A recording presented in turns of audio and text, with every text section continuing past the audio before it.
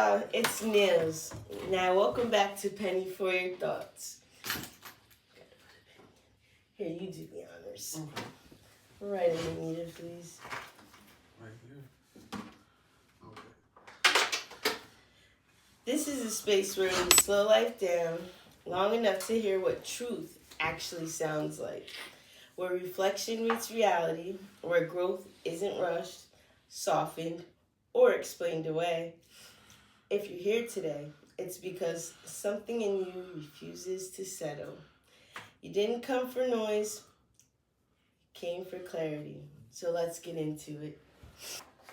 So first, I'd like to introduce my very first guest on A Penny for Your Thoughts.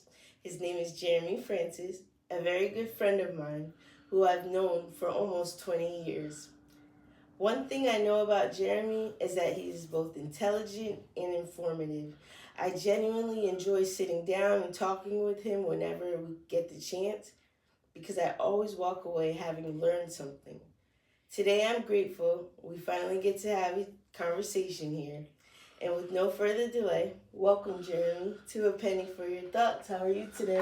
I'm good. I'm just blessed to be here with one of my favorite people. Oh, thank you. I'm so happy that we was able to get together because we've been planning this for God knows how long, It's right? been a while. It's been a long while. Yeah. So it's like I'm so happy this is finally happening. Thank you. So Jeremy, as you know, I grew up in a Christian household. Yep. I followed Jesus Christ, Yep. and He's my Lord and personal Savior. Yep. And I wanted to have you here today because you have a different religion that you practice. Yeah. Before I get into that, Yeah. I want to start from the very beginning. Okay. Tell us about where you're from, your childhood, upbringing, stuff like that, please. So I'm originally from the Bronx, New York, and I grew up there, was born and raised there. I moved out here in 2004 and finished high school out here. I moved up here with my big sister. My childhood was pretty good, both my mom, I was raised by both my parents. My mom and dad, they were married. Mm-hmm. It's awesome. Yeah, and Two-parent household. Yeah, no, awesome. That's why I always stress the importance of that. I wouldn't be the man I am today without both of them. Absolutely. But yeah, my childhood was pretty good. Obviously I grew up playing basketball. You used to play with my brother too. I remember down at the park. Yeah, I know. We always play with Adam all the time. But yeah, that's pretty much it. I came out here to finish school because I did get into a little bit of trouble out there when I was a teenager. Picture that. Yeah. Come on. Yeah, I got into some trouble that I shouldn't have gotten into, and my big sister,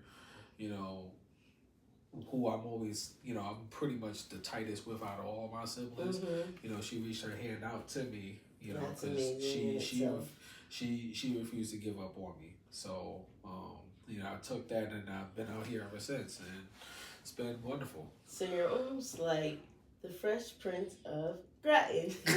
Yeah, I guess so. Your sister is Hillary Banks. So. Yeah, but my sister is like, listen, my sister wasn't like my sister is like really intelligent. Yeah. So like and I super believe intelligent. that because so are you. Yeah. So it must run in the family. Yeah. So, going back into your childhood, did you begin the Ifa spirituality then? Yeah. So, I got into this because like I was always around these elements. I would always go to like these functions. My dad was the first one in my family like initiated into Ifa through my godfather, who him and my dad were best friends. Okay. But I was always involved in this, so I got through it with my dad, and then my mom is a part of it. My big brother and my big sister are part of it. I'm a part of it. My little sister, not really. And then my little brother, to a degree, he is. So it's some people hold strong to it in my family, and some not really.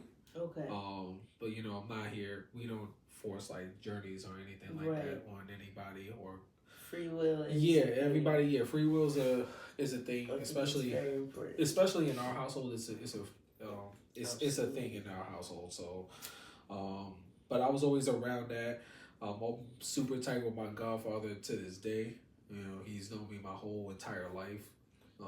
So that's who initiated me into this. Right. So yeah, I've always been a part of it, and then I had to do like a special like ceremony right before I turned 30, where it's kind of like in Christianity when you're giving your life to God and you're like baptizing. Okay. But I had to do like a 3-day ceremony. Wow. 3-day ceremony. I can't share all the elements, but I can share some of it though. But basically, I was at my godfather's house. I can tell you like maybe the culmination of it, because there's some of the details that lead up to it I can't really speak on. Yeah, that's fine. But the culmination of it. Idea. Yeah, the culmination of it, I was like surrounded by a whole bunch of men who are called Babalaos. That would also include my godfather. He's sitting on the floor in the center. Is that like a priest in a sense? Yeah, it's a male priest, but my godfather, he's a different type of Babalao. So he's what we call Adaba, which means like he's the head Babalao. Okay. So I'm being surrounded by a whole bunch of them, and like while my godfather, he's doing a reading on me, he's just letting me know there's certain things that apply to me in life, and they really just apply just to me. Yeah. And like your purpose. Yeah. Actually, yeah, that's exactly what it is. That's perfect. Basically what my purpose is. Through that reading, I think I've lived out most of it so far, but not all of it, obviously. Okay. There's certain things in there, like I'll give you an example. Like before I even did that ceremony, they told me that I was actually supposed to be married. Really? A long time ago. I was supposed to be married. I'm not married still. It'll come. Yeah. I'm supposed to be a father. You know what though? Yeah. Being a mother of 4. Yeah. And you being older than me. Yeah. I say just fully establish yourself before you go ahead and have a child. That's what you're lucky. Yeah, that's what I've been working on. I love my kids. Yeah. That's what I've been working on. Mm-hmm. But that's one of those things. Those are one of those things that came up. Also, in that reading, you also find out like who one of your parent orishas are. Now, everybody in life, pretty much, we hold the belief that everybody in life has like a parent orisha. Okay.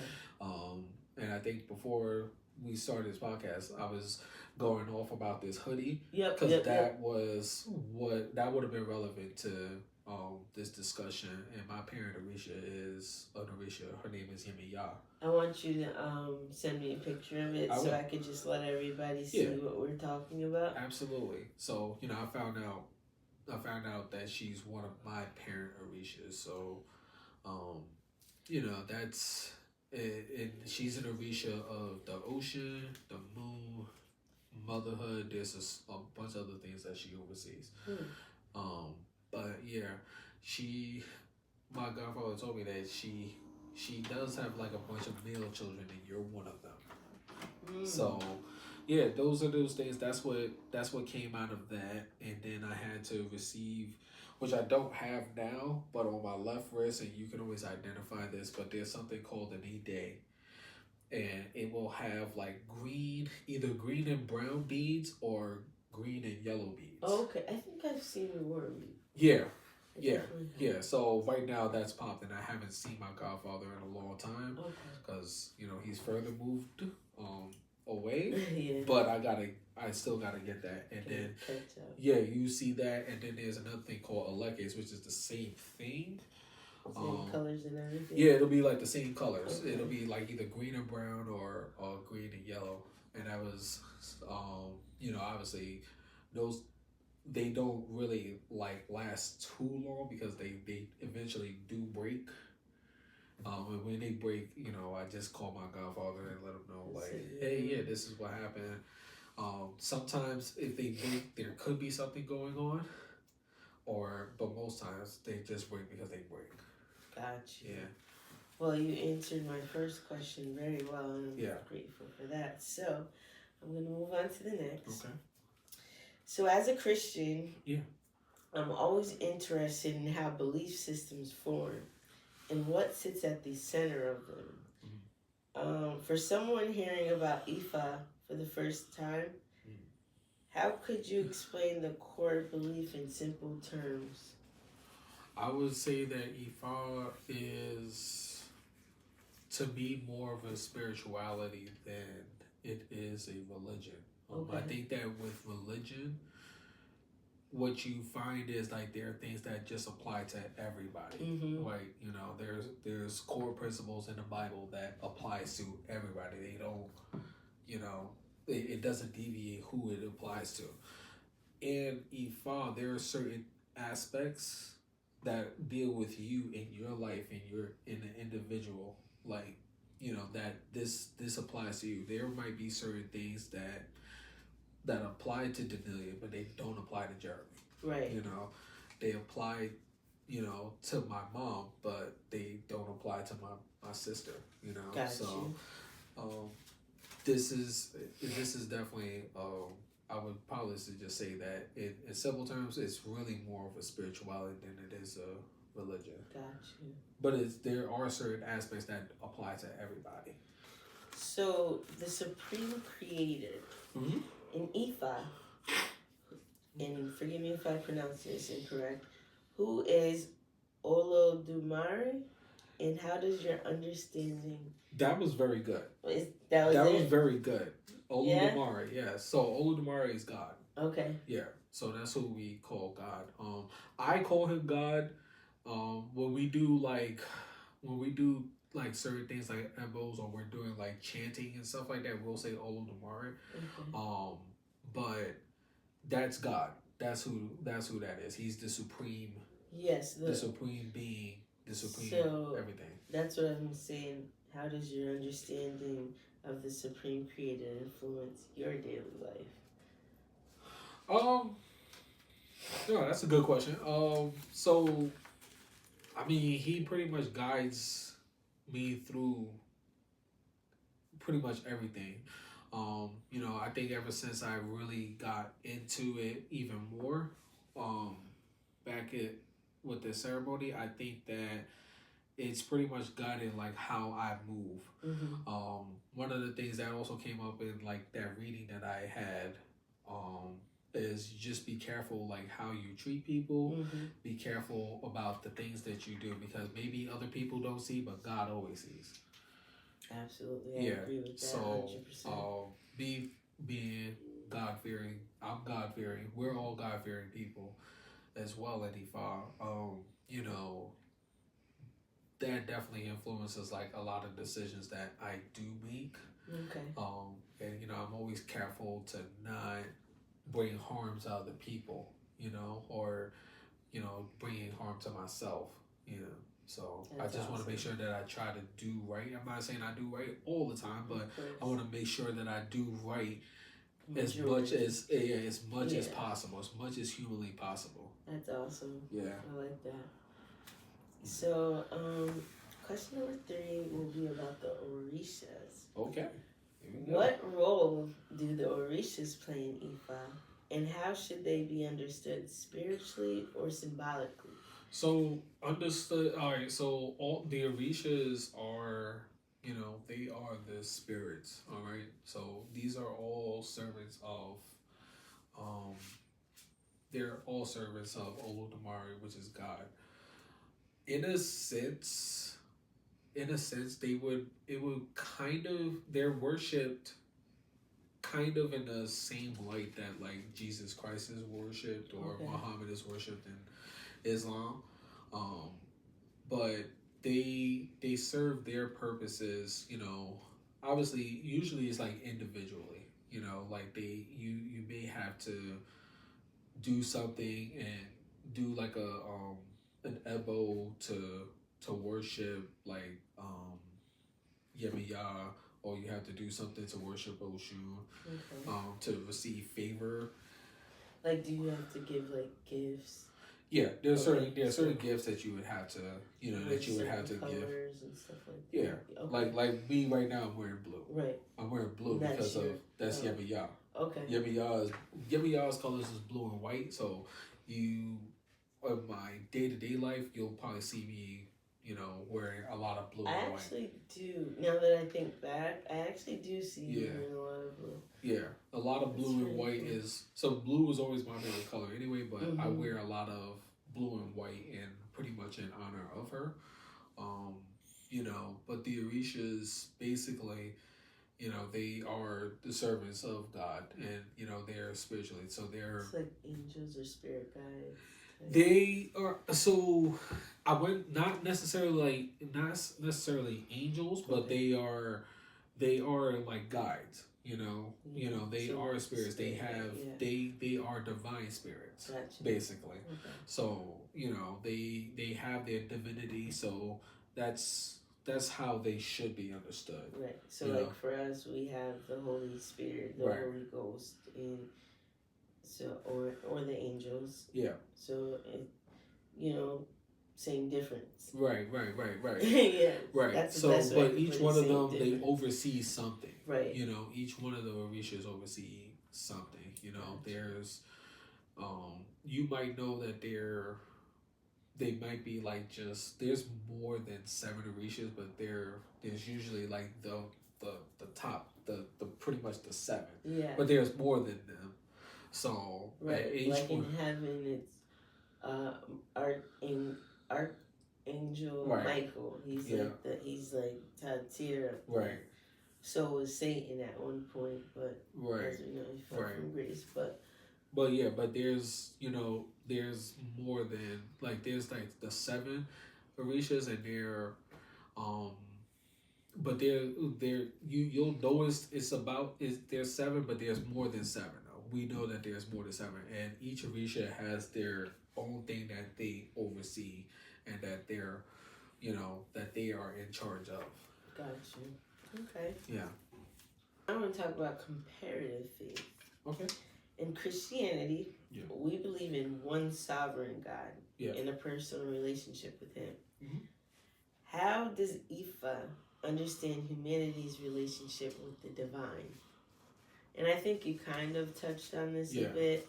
So, I mean, Yeah. So basically what we hold the belief that it's some people will incorrectly say that it's a polytheistic religion because of like how we worship the Orishas, because they're divine spirits. So we would worship them like God, but it's no different than how Christians worship Jesus Christ. Right. Like there's God, and then there's Jesus Christ. Some right? of them worship Mary, Yeah. Jesus' mother. Some of them. Yeah. Yeah, so I understand that. Right. There's Jesus' mom, Mm-hmm. there's God. Yeah. Right? And so, that's to be understood. Right. But, they'll like it's to me, I wouldn't say that it's a polytheistic thing. I just think that the Orishas are servants, and they're servants to God and what God has intent for for His people. And so that's just what we understand, and Right. how we understand it as. Okay. So, in Christianity, Yeah. prayer is central to our faith. Yeah. What is the equivalent spiritual practice in Ifa, and how does communication with the divine occur? Okay. So prayer is also essential to our belief as well. Mm-hmm. I to give you an example, like we can actually do like a regular prayer, but at the end, you know how in Christian y'all say amen. Amen. We say Ashe. Ashe. Ashe, yeah. Yep. So we say Ashe. So Ashe is just pretty much like the equivalent to Amen. Gotcha. But when you say Ashe, you're giving power to something. Right. So, you know, at the end of the prayer, you will say Ashe, and you're giving power to that. So that's also, you know, prayer is also essential to that. How we communicate with the divine, what we do is we have like these readings, and you know, like the reading I was just telling you about, that was like that was the end of like the ceremony. But from time to time, I always got to get a reading, right? Now, typically these usually happen around or on like birthdays, people's birthdays and stuff like that, but they can also occur at like any time. Gotcha. Especially like you need a message. Yeah, like anytime like I can get I can if something like happens into me in life that I feel like is abnormal, I can always reach out to like my godfather or any other Babalao, and they can like do a reading for me. Now sometimes I have to go, most of the time you have to go to them so they can read you individually and figure out what's going on. But sometimes they don't. You don't have to go, and they can read it for you. You know, and so they'll do it that, and I think it's called Oponifa, and there's like this dish, right?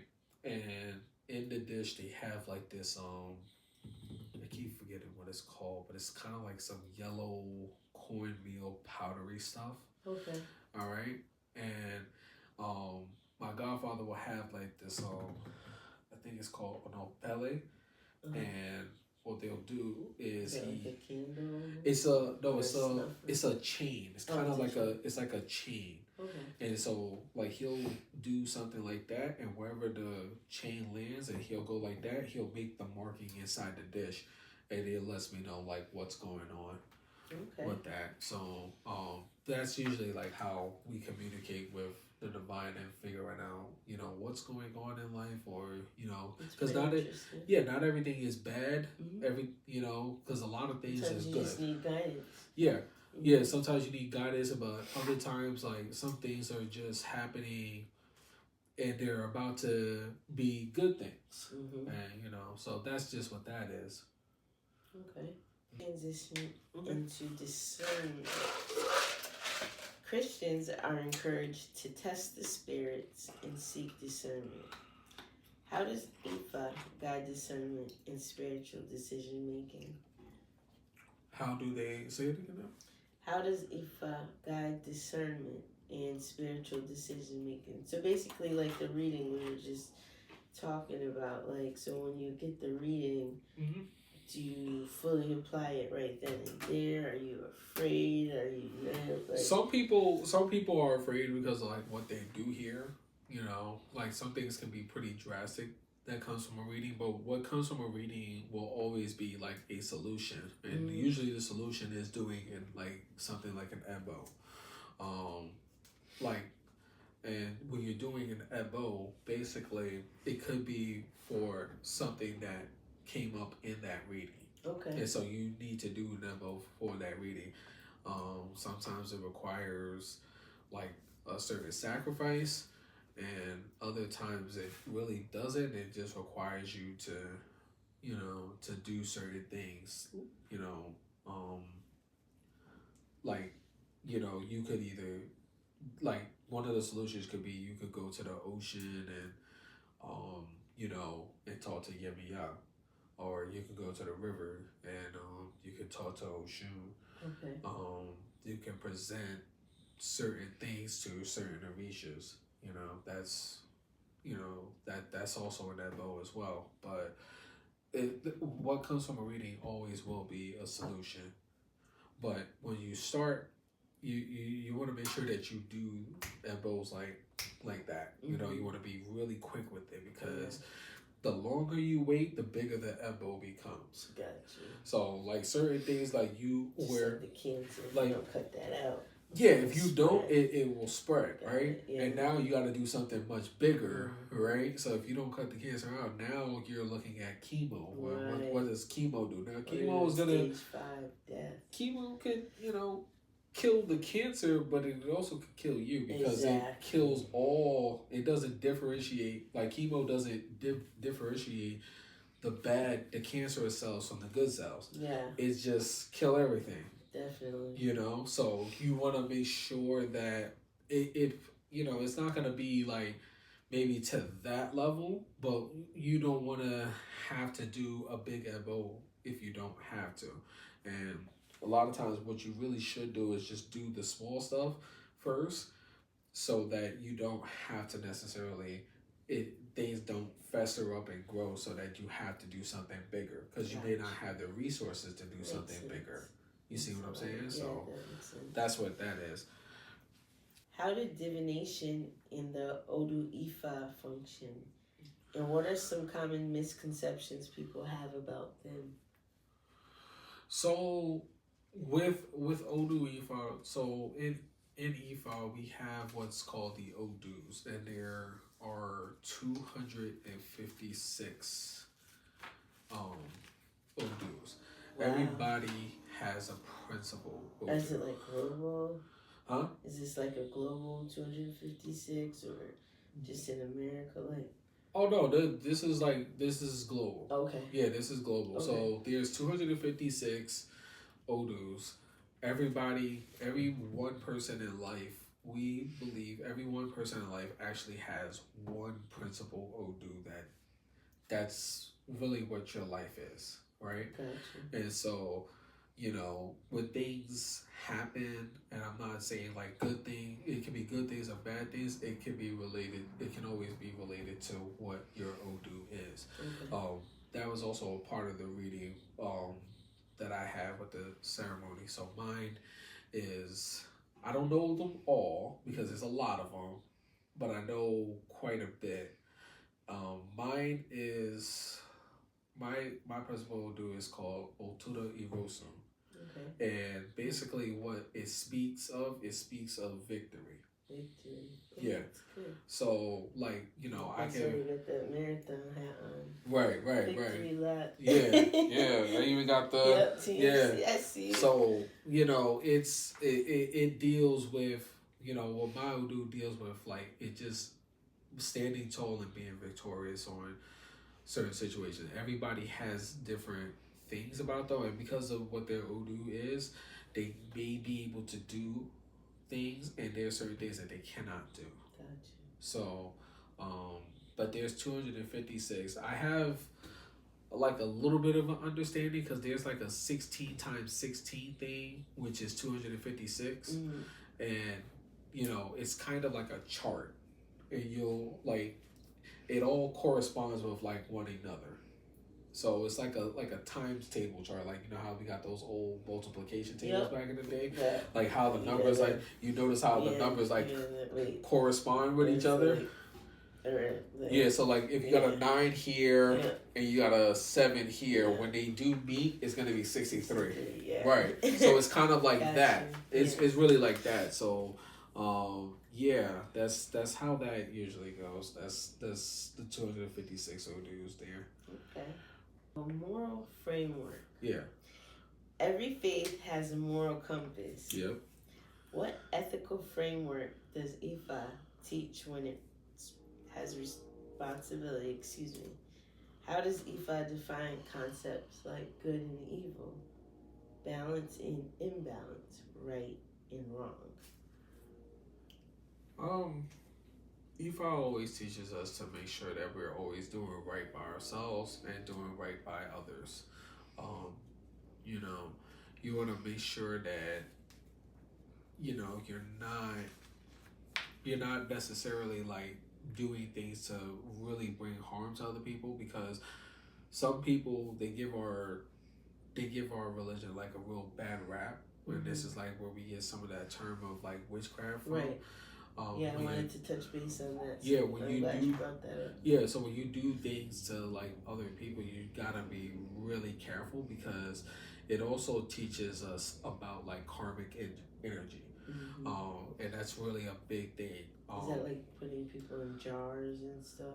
Yeah, so you got to be really careful about doing stuff like that, or um, you know, because somebody has wronged you, that's not your job to Yeah, it's not your job. That's what, like in the Bible, it says like, let the Lord fight your battles, because if you do it, then vengeance is mine, right? Vengeance is mine, right? Yep, so exactly. That's one of the things, and that's one of the things that's actually helped me along in life, because like, if somebody is like wronged me, like even today, depending on what you did, I may respond in a certain way, but I can't go overly on board, because like I have a thing about me where, the Rishas know this about me, like I have like a real anger problem. So you have that protection around you. And so that's what one of my godfather actually warned me about that. Like, you actually have an anger problem. I'm like, man, how do you know that?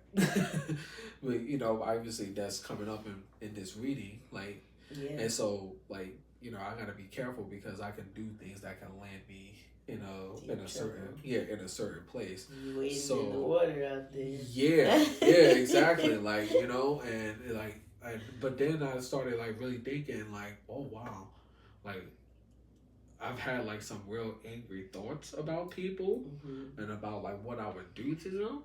But and I you was didn't like, act oh on them. yeah, but I was like, oh wow, and just the thought could be the sin itself. Yeah, That's and I was like, oh my god, I really do think like this. Yeah. I'm like, oh snap. Because it's like, I'm thinking to myself, I'm like, yo, if I see red, I'm just not going to care anymore. Yeah. So if I see red, I'm just not going to care anymore. I was like, oh, wow, he's right. I really do have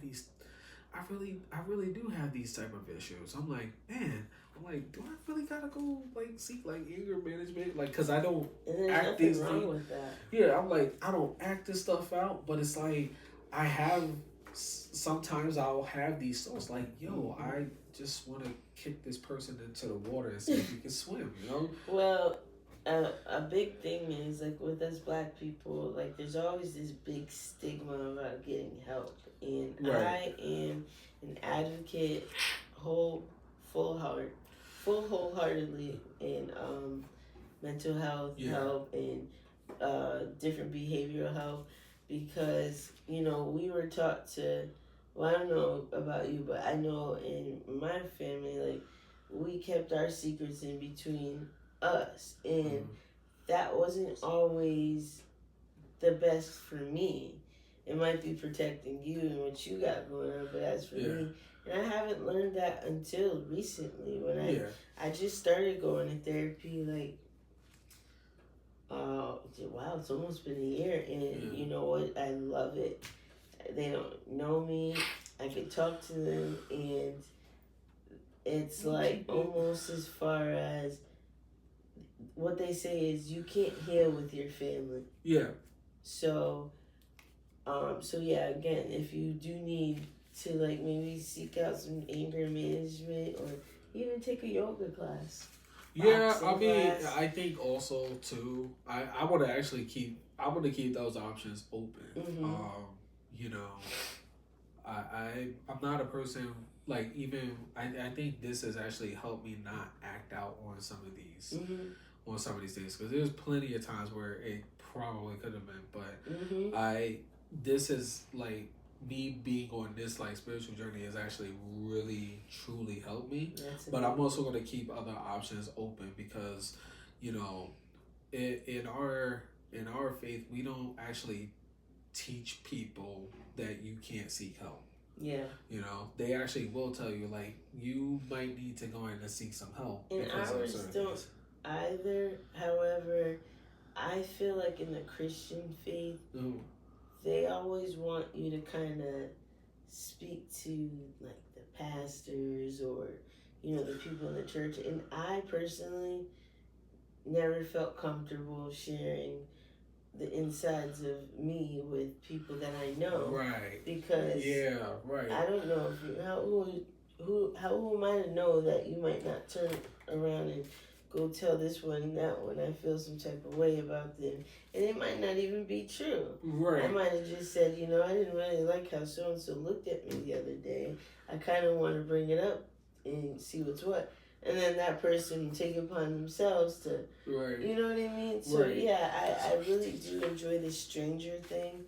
Yeah. Because once you start getting used to it, and it takes some time to get the right people, because you want to make sure that therapist can relate, is compassionate, Yeah. and, you know what I mean? Because there's a lot of people who's just out here doing it for the money. Yeah, and like I said, we will probably advise that you need to go out and seek some help. So like my godfather tells me like I have anger issues, and I'm like, no, I don't. I'm thinking to myself, like, how do you even know that? Like, no, I don't. I've never really acted out on that, but having anger issues doesn't always mean that you act out on that. But I just merely explained that I actually had some thoughts about kicking somebody in the water and just see if they can swim.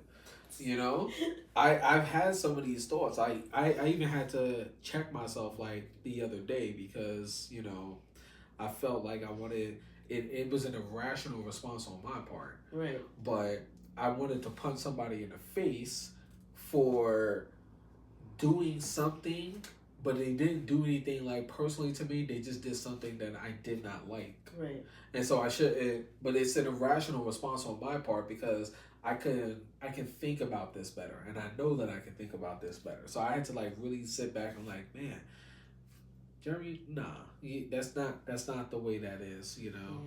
Yeah. But it's yeah, good that you have that moral compass. Yeah, and that's just what that is. That shows like, that you're not a sociopath. Thank right. God. Yeah, exactly. Yeah. So I this has actually really helped me like really delve deep into like who I am, because there's a lot of things that came out from that reading that is 100% true that I didn't know that was 100% true about me. One of the things was another thing that came from me about me in that reading was that I have a hard time when people do not show thanks to me. Gratitude. And I really thought like, all right, I disagree with that because I don't really care if anybody thanks me or not until it actually happened. The courtesy, yeah. And then I was like, wait, you really not gonna say thank you? Right. No, really, I wholeheartedly agree with that. My aunt and I was just having this conversation, and my aunt always looks out for me and my kids. She'll, buy them clothes and shoes and Christmas gifts, and I always call and say thank you.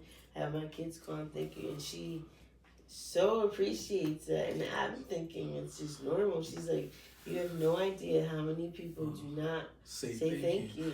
And so my godfather was like, you don't need anybody's thanks except for, so he said to me, Jeremy, you don't need any thanks from anybody except from Arumala, which is the high priest in. Okay. He's an Orisha, but he's also the high priest in Ifa. You don't need anybody's thanks except from him. Gotcha. And I was like, and now I'm coming to terms with it. Like it took me a while, but it took me a while to come to terms with it. But I am coming to terms with it. Like, all right, cool. This person doesn't say thank you. I used to not think that I was bothered by it, but until it happened to me, I'm like, I did X, Y, and Z, and this person is just not even gonna at least say thank you. Are you out of your mind? Like, what? And it was bothering me, and I was like, oh, wow, my godfather's right again. It was like, he's right again. No, Bobby Walter, you are right again. That's my godfather. He are right again. Well, hey, that's helping you out in the long run. Yeah, it really is helping me out. Like I said, without this, I don't know what type of man I would have become. But right. it's really helping me shape into the man that I should become. Gotcha. So I want to shift over to ancestors because we've kind of touched on them as well. We keep touching on them before I even get the chance to ask, but I love it though. So what role do ancestors play in Ifa? And how does honoring them shape spiritual life today? They play a huge part. So you know, with Christian, when you talk about your, the angels, right? Mm-hmm. And you have like your guardian angel or something like that that's looking out after you. Yeah, God sends a watch, like the watchman over us, like protects us, keeps them. So any file, we actually believe, and this is just my interpretation of it, but these angels are your ancestors. When they die, when your family members die or something like that, they never stop looking over you. You know what? And I do. Please don't get at me, no, the Christians that might be watching this. But I do know there's a scripture in the Bible somewhere and it says, the dead know not what the living do. However, my father passed away and I'd be feeling his presence around me. And I know my dad. Mm-hmm. You know what I mean? I feel it. His pictures started showing up around the house. We have no idea how. You know what I mean? So I do wholeheartedly, but I don't know if I'm right or wrong, but I do feel like that's truthful. So to this day, my dad, he would be, if he was alive today, first of all, he would be 89 years old. Mm-hmm. His birthday passed like a few days ago. Okay. Next month will be heavenly birthday. Yeah, so next month will be 20 years that I haven't had my dad. Now, this is also part of the reason why I do not like the holiday Valentine's Day. I don't like Valentine's Day because no, that's the last day I had a conversation with him. No, that's awful. My dad passed away about 8 days later. All right. But the ancestors, they play a major role, and it's not just my dad that's looking after me, but like his dad and my grandmother, my mom's dad. They're all looking after you. They're all still protecting you. The majority of my father's side, like immediate, there's only one left. They all died, and I do feel them. Like I was very close to the Fletcher side of my family. So yeah. When you say that you feel your dad's presence, I do. I wholeheartedly believe that is 1,000% true. Mm-hmm. You might feel him now. You know, he Mm-hmm. might be in this room. His presence, and he his would energy, sit right there, and he would be talking our ear off right there. Yeah. He'd have his laptop, his YouTube, or he'll be doing the dishes, listen to his gospel. Like, yeah. And I do it now. Yeah.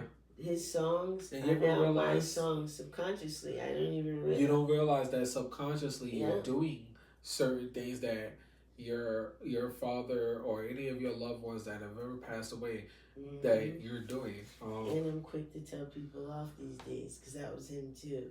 Right. He didn't care.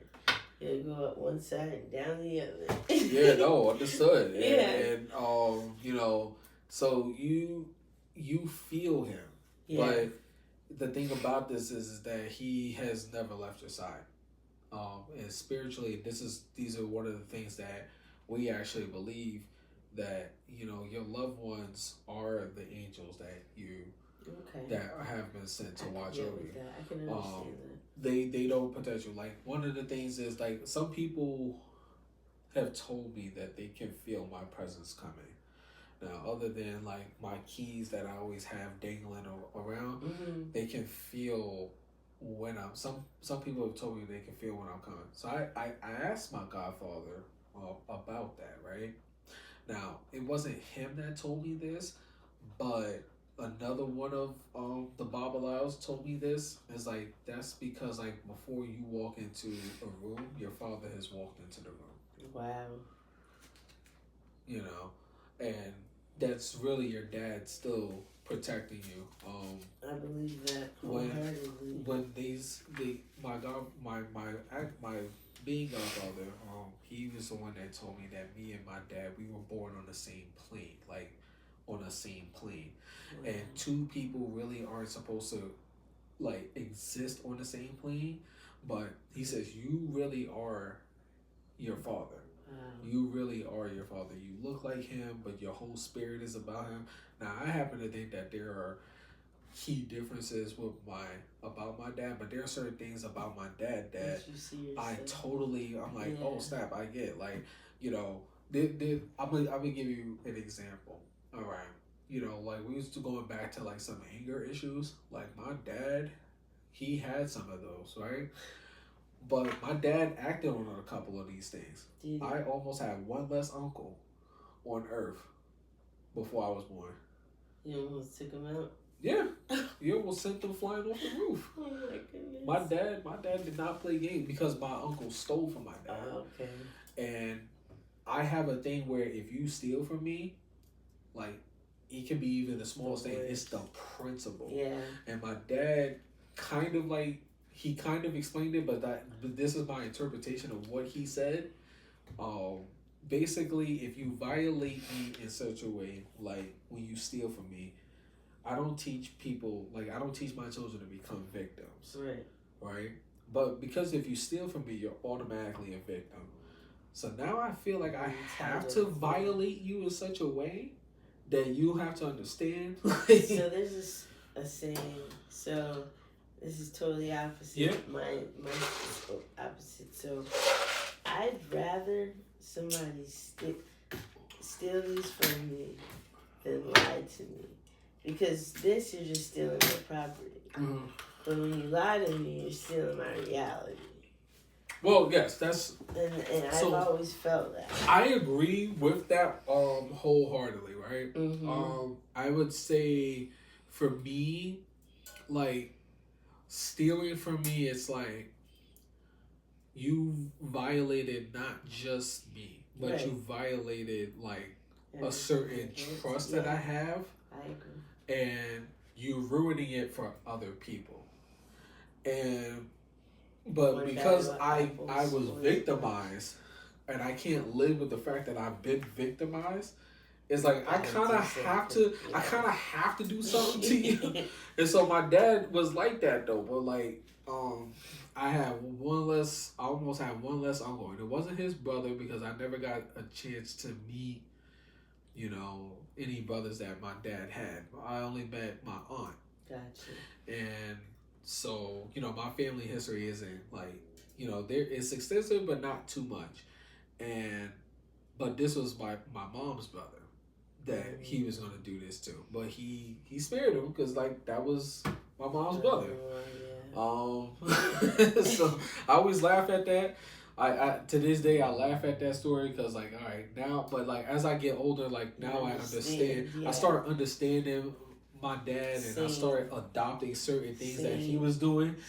And so you never really subconscious. Yeah, it's subconscious because it's spiritual. Mm-hmm. And you realize like they're here. They've never really left your side, and they are protecting you in ways that you probably don't know about. And right. they're aware of dangers that now that they're more in tune with it. So they when they pass away, they're more in tune with certain things that's going around, and they're here to protect their loved ones. So that's what we actually believe. That's dope. All right, so we're gonna move on to healing. Yeah. So faith often intersects with healing. Yeah. How does Ifa approach spiritual, emotional, or physical healing? How does it, you said promote, you said? So how does Ifa approach spiritual, emotional, or physical healing? Oh, okay. I mean, I think what Ifa does, it basically is giving you a guide on, you know, how it, like if you're going through a whole bunch of stuff in life, it's giving you a guide to how to get through that stuff. Mm-hmm. But with spiritual healing, I think it does the most with spiritual healing, because I think when you take care of like the spirit, you're also gonna eventually you're taking care of the physical. There are certain things that it will like, you know how I was saying like before that it doesn't, not everything applies to everybody. Yep. So there are certain things that just apply to you. If I will probably take things from you that, and it'll tell you, hey, Niels, we don't want you doing this. Right. You know, like it might say, Niels, we don't want you to drink coffee. Right, Because coffee, because coffee will, it incites something in you that, um, that promotes like bad behavior or bad aspects in your life. Gotcha. You see what I'm saying? Yeah. It's the same thing that happened with my sister when she went to Africa. Like she cannot have anything feathered. Yeah, that's crazy. You know, and it's so and like she used to eat it. yeah, she used to eat it. Like now my sister, like she kind of has like a very like a limited diet because like my sister is one of the few people in my family that just doesn't eat pork. Right? She doesn't eat it. But she'll eat things like beef and fish, but she cannot have like chicken, turkey, none of that stuff. Like she'll fix it for the family and stuff like that, but she can't have that stuff. So because it represents like certain aspects in her life that arise, and so she shouldn't eat that stuff. So what it does is, you know, Eva is going to take certain things from you and say, hey, we don't want you engaging in this type of activity, or we don't want you to eat this type of food because it represents something of that. So the big thing is obviously you take care of your spiritual health, and then we get to it. You know, we're not saying that it eventually like trickles down to it, but sometimes it does trickle down to like the physical and the emotional part. You know, we we don't want you to. Some people can't really.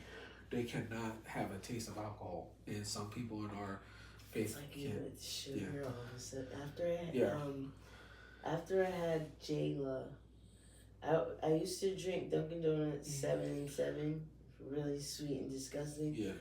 After I have that child, I can't even drink can't. sugar. I only have cream. Yeah. Like it might be sweetened cream, but I can only do cream. Yeah, and that also could be like God trying to tell you like this isn't this is not what we have for you. Like you can't have this. This is not good for you.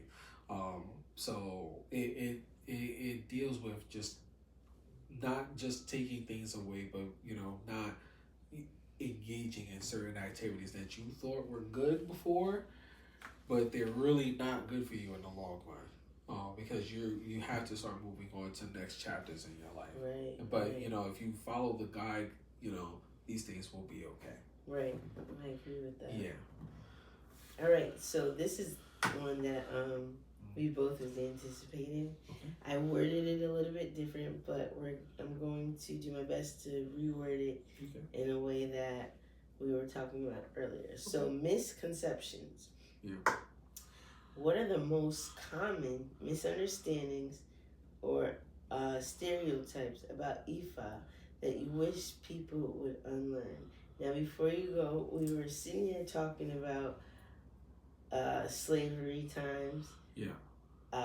The African religions and different things, sort of stuff like that. So I would like you to touch base on that as well as answer it however you want, but that is something that I was interested in. So I think what some of the misconceptions that people have about Ifa, the number one thing that I always hear is that this is witchcraft. Okay. Yes, because that's what I was aware. I watched Tasha K interview, and there was a witch on there, and she said that Beyonce was a witch, and she worshipped the goddess Oshun, and speaking of Oshun, so can you kind of clear that up for me? So, Oshun, right? Oshun is a river deity. She is pretty much the very essence of femininity and beauty and love. Okay. I also believe it's also a relationship, so I would probably have to read up on that. But she's pretty much the essence of that. Okay. That's all Oshun. Was that your phone? No. Oh. But that's all Oshun is. Okay. So when before Beyonce did all of that, right? right? Mm-hmm. And I think she did that too when she was like pregnant. Mm-hmm. Before Beyonce did that, does I would think most people would agree that Beyonce represents those aspects, right? Like that Yes. she represents beauty and femininity. Absolutely. You know, I think that she probably represents it the to the nth degree. I think that Mm-hmm. a lot of women look to that Right. look to her as a standard of Right, that. right, right. And it's kind of like, you know, when she was doing that with Oshun, I think that she was just paying respect to those aspects of being a woman. Because if you read up on Oshun, that's like the very essence of a woman, being a woman. That's not, but that had nothing to do. Yeah, exactly. Has nothing to do with like witchcraft. I think another misconception also that a lot of people have in addition to witchcraft, they think that it's very primitive. All right, so Ifa actually, you know, historically it actually predates Christianity and Islam and Judaism, right? Okay. So you know, I mentioned those three because those are like the three Abrahamic religions Right. that. Now, okay, if that was because Christianity is not even really supposed to be a religion. Mm-hmm. It's supposed to be, you're supposed to be a follower of Christ. Yeah. So Yeah. I can wholeheartedly agree with that because I think a lot of people have that misconstrued. Right. But I think that what people don't understand, they'll say that it's primitive, but I heavily disagree with it being a primitive, right? Because when you say something is primitive, you're saying something is not advanced. Mm-hmm. It's too either old fashioned or it doesn't really go beyond the scope, but it really does, because it adapts to everyday life as it goes along. You know, I think one of the beautiful things about our religion, a lot of people really don't know this, is that if you were a follower of Christ and you came to like Ifa, we would never tell you to stop following Christ. Okay, so some people do follow Christ in that. Okay. So like even touching on like, because you were talking about we were talking about slavery, right? Right. How like this slave masters, how they. Right. So have you heard? So remember, slavery didn't start in the Americas. Where did it start? It started overseas somewhere, like. Or it started over. So when they went to Africa and they bought slaves, where were the first slaves bought? bought? The western part. No, it was bought in the West Indies, the Caribbeans. Oh. Cuba. Like Dominican Republic, Haiti. Yeah, but I thought they took the Africans there. They took them first. They took them there first. Okay, yeah. I know that's what they took them there first, right? Yes, of course. So you gotta understand that most of the slaves, they came from where? They came from West Africa. Mm-hmm. What is in West Africa? Nigeria, Ghana.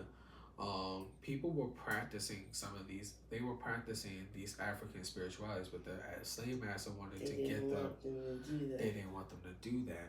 So, in an effort to continuously practice that, they had to like mask their faith. So this is what, so they incorporated some certain things, right?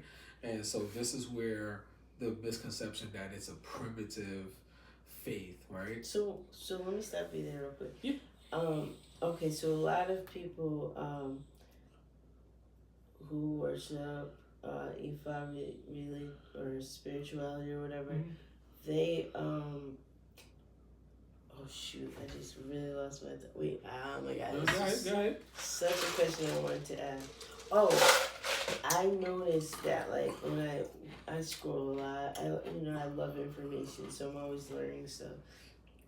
Well, I see people who call themselves witches or warlocks, or they use the Psalms in the Bible a lot, and I often wondered like, why is that a thing? And do you do that in Ifa? No, not exactly. Okay. We don't exactly use like the Psalms or any like verses of the Bible. Yeah. But like if it's relevant to what we need to to get accomplished and stuff like that, like in terms of like obviously practicing our faith or getting a message out, then we'll use it, right? Because a lot of our people, they were Christians. Right. Again, we don't tell you to to abandon Christ. Right. Or we'll never, like if you're a Muslim, we would never tell you to abandon the teachings of Muhammad. Okay, good. This is your answer, Ange. All right, so yeah, we never teach you that. The beauty thing about our religion is like we might even encourage you to continue to follow Christ because it keeps you closer to God, and we want you to be close to God, as humanly possible, right?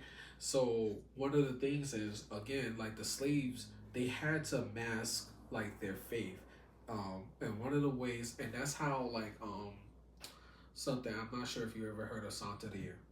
All right. Isn't that all kind of sort of the same? It's the same thing. Okay, that's what I thought. But what they did was they had that conversation this morning. We kind of both was like, I think it's the same.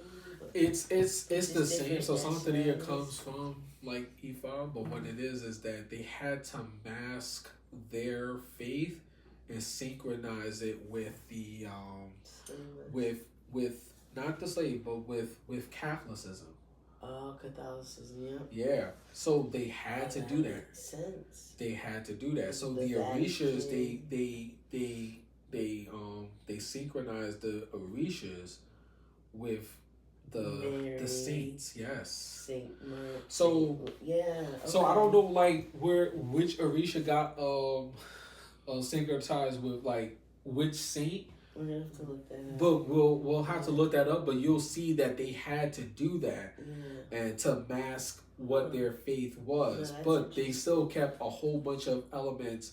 Santeria, they kept a whole bunch of elements with Ifa still there. So a lot of it is still like African in nature. Yeah. But they had to do that and synchronize it with Catholicism. Yes. Yeah. So. But you also had to think that they had to do that with certain other areas as well.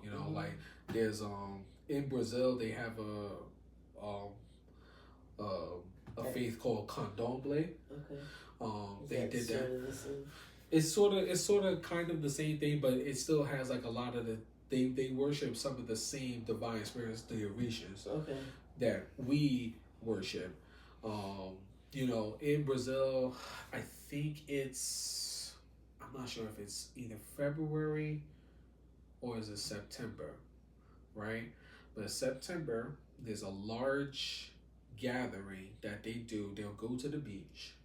Everybody's dressed in blue and white, and they'll go to the beach, and they'll send stuff out into the sea. As gifts. To Yemi-Yam. Yeah, okay. Right, so So, and I found out that that's what they did. I was like, wow, maybe one day I might have to go down there and check that out and do that myself because I'm a child of Yemi-Yam. So, that's what they had to, like I said, a lot of the slaves, that's what they had to do to get by and to continue to kind of like never forget what their faith is, but like adapting. So does that sound primitive to you, or does that sound like, so when you say something is primitive, something that's primitive doesn't really adapt? Right. There's a lot of adaptability in just what I was just explaining. That's a misconception. Right. I didn't. When I say I honestly didn't know too much about it at all, I really meant that. Understood, and that's why the question needs to be had, right? So some people think I mean, those are the two major misconceptions, that it's straight up witchcraft and evil, and that it's primitive. But like, there's a lot of adaptability. And that's older than what we are, right? Like Santeria is older than it's several hundreds of years old. So you just gotta understand, like when slavery happened, they didn't come to the Americas first. They came to the Caribbean first. Then they came to the Americas. You see what I'm saying? So that's what that is, and that's why you see, your modern day like Puerto Rican and stuff like that. Before that, they were Taino. But now your modern day Puerto Rican has Puerto Rico, which is that's not exactly that's. I grew up thinking that was just Spanish. Yeah. That's not. That has everything to do with their Taino, their heritage in Taino. I looked that up too when I was searching Bad Bunny. I learned all about him too. Yeah, and I just and let me tell you this. I actually just learned that about 3 years ago. Yeah. I didn't know that like months ago. I didn't know that that's what that meant, but I learned that 3 years ago. So, your modern day Puerto Rican is mixed with African, Taino, and the white Spaniard. And I have to, we have to put that out there because, again, most people from Spain are white. White. Yeah. And we probably grew up with the misconception that, people who are Spanish are not white. Yeah. But they are. That's the truth. Yeah, because that's why a lot of the lighter skinned Hispanic people feel as though even they're better. My little brother, he told me, because he went to Spain a couple years ago. Like, that was like his first trip outside of the country. He went to Spain, and he just said he never seen like so many white people able to speak Spanish. And that's what they are. Yeah, and that's what they are, right? So, that's what that is, and so these are all the misconceptions. It's really a lot deeper than what I'm actually explaining it, because there's so much to it. I pick up what you're putting down. Yeah, but I'm pretty sure you will too. You're very good at explaining. So. Yeah, but like I said, it's really deeper than what I'm explaining. Right. But there's certain aspects of this faith that that I hold very dear, and because of how in depth it is. Okay, so we're going right into the next one. Identity. Yeah, I guess I'm doing the transition. You are. All right. Identity in society. Living out faith isn't always easy, especially when your beliefs are misunderstood. Mm-hmm. From your perspective, what similarities do you see between Ifa and Christianity, even if they're expressed differently? All right. So I can answer that, but I'm gonna answer that with asking you a question. Sure. And this is about your faith. What do y'all mean when you're saying that I'm walking in the blood of Christ? Okay, so the blood of the Lamb is from when Jesus was crucified. Okay. So, this song, I know it was the blood. Right. But the blood of Christ is what saved us. That saved us for our sins. From His stripes we are healed. Mm-hmm. And I guess it's just the ultimate blood sacrifice. Hence the reason why people who practice Satanism, they do a mockery of the same. They want to the devil likes to mock God, like to be his demigod, like he wants to be that. So with the blood of Jesus, like that's how we're saved, and in that sense. Okay. So it for me to answer that question, kind of goes back into like some of the misconceptions where we were talking about the witchcraft, because like there's animal sacrifice. But they used to sacrifice animals in the Old Testament of the Bible as well. Okay. And they stopped when Jesus came and was the ultimate lamb. Copy. Didn't mean to cut you off, but that was important. Oh no, thank you for that. I needed that. So it's kind of like where with this animal sacrifice and stuff like that. No, we're not saying, hey, we walk into the blood of this. That's not what we're saying. Mm-hmm. What we're saying is that it's probably going to be either you or the animal. Now, we're not going to say, hey, we're going to sacrifice you. Mm-hmm. Yeah. But we're saying, like, in certain things in life, if you don't, like, get certain things done, if we don't sacrifice this chicken, something might happen to you. Okay. Right? So, I do think that there's like some like comparative thing in there. I think that there are things that Christianity does get from African spirituality, and I'm not just saying just from Ep.4 because Ep.4 is not the only African spirituality. There's a bunch of others. Ethiopians. Yeah. They actually have the first Bible and they still have it. Right. So like, when it comes to, I'm glad that you touched on that. Because when it comes to Christianity being practiced in Africa, Ethiopia was actually the very first one. They actually had one of the very first churches. Jesus was there. Yeah. Yep. Over there. So,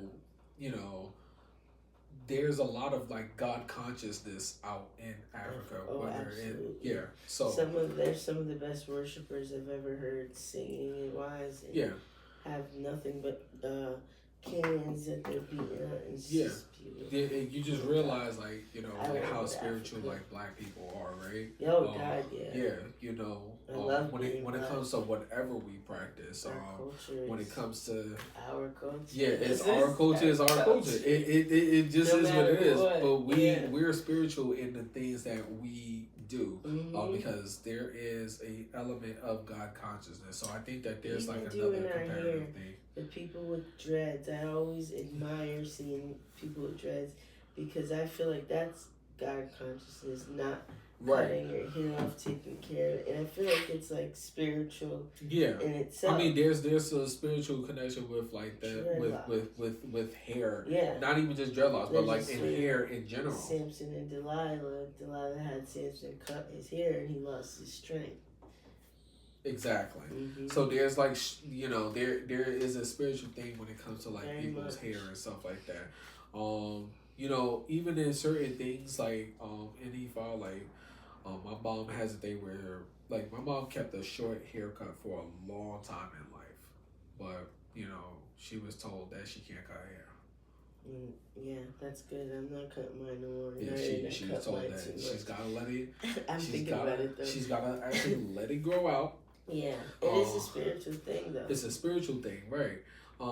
There may be some things where they need to use your hair, and so that's why you can't cut your hair, right? So, I think that there are some comparative. There's a bunch of other things that Christianity or Islam they get from African spirituality. I don't know everything, but that information is definitely out there. Yeah, I'm definitely gonna have to research that some more as well. And so this is my last transition. We're kind of moving right into it. You're just so good at this. Hey, all right, so, and I even just to let y'all know, I did not read any of these. I offered to send them the questions last night. You said I should be good, so you did great. Yeah, I just wanted to be a natural discussion. So I love that. But I guess I'm doing a pretty good job with that. You're doing great. And for my first interview on this channel, I'm so grateful to have you first.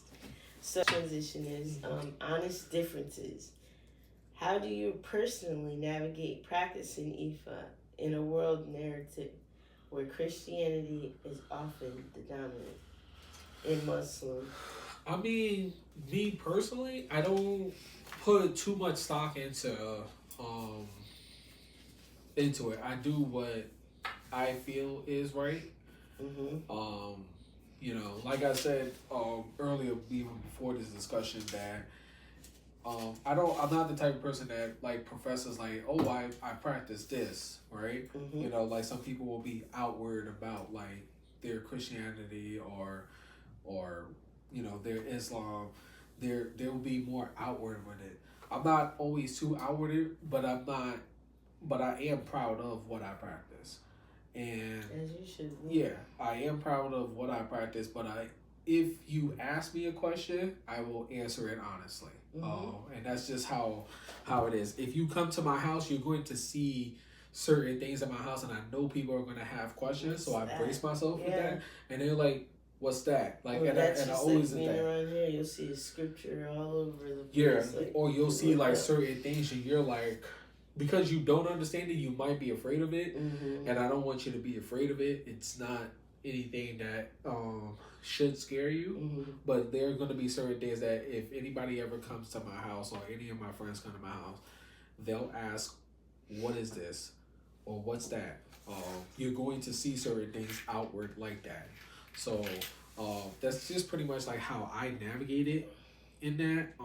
I'm very proud of what I practice, but it's not something that I go out and I profess and I say that, Right. or I'm trying to Right, get 'cause I people just to learned convert to what I do I because it's learned not. this last week.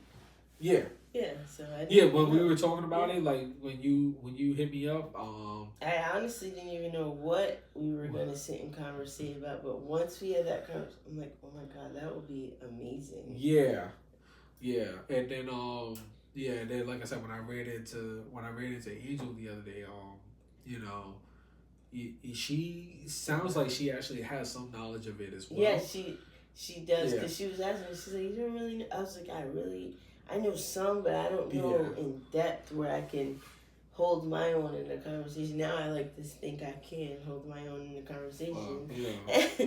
Yeah, and like I said, I don't know everything because I still am fascinated with me learning. But I continuous to I'm always continuing learning it day by day. You know, I when I see certain things, I can pick up on certain symbolic things that I'm like, oh, okay, all right, he's probably, or he or she has probably had like some knowledge or some understanding, or you can kind of tell like if they've actually been initiated, you know. So I'm always pretty good at like picking up on stuff of that, you know. Like Beyonce wasn't like the first person or the only person, but even Jay-Z actually had to like made it popular. Yeah, even Jay-Z on a song like actually shouted out like one of the erasures, and nobody realized. I'm like, wait, and I had to play it back again because I want to make sure I heard what I heard. I believe he got into it because of Beyonce. Yeah, it is very possible that that's the case. South Texas, New Orleans, but here's the thing too, like even in the South, like in places like Miami, you're going to see certain things because like there's a lot of Cubans down there, and Cubans, like a lot of Cubans practice like Santeria, and so that's all of that stuff is down there. If I need to go down and I have to get certain items from there, I can just go down to like a botanical. Yeah. Okay. Yeah. Yeah. I would go to like a botanical or something like that, and I can go and get stuff from there. So before my camera turns off, because I pray to God it's still going, we're gonna do something that I just started doing, and it's the flip of a coin. Okay. So I'm gonna give you this coin. Don't hold it. Don't look at it. You are gonna pick heads or tails, and whichever one it is, that's gonna be your last question. Okay. Whenever you're ready. All right. Cool.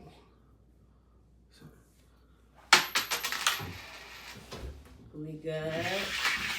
I'm gonna pick heads. Tails. Okay. We got tails. Okay. All right. So tails. Looking forward, what is one guiding principle you hope continues to shape how you live, love, and show up in the world? Take a moment. No rush. Whatever comes to mind, share that with us. I would just say just continuing to be. For me, I think just being a good representative of what I practice.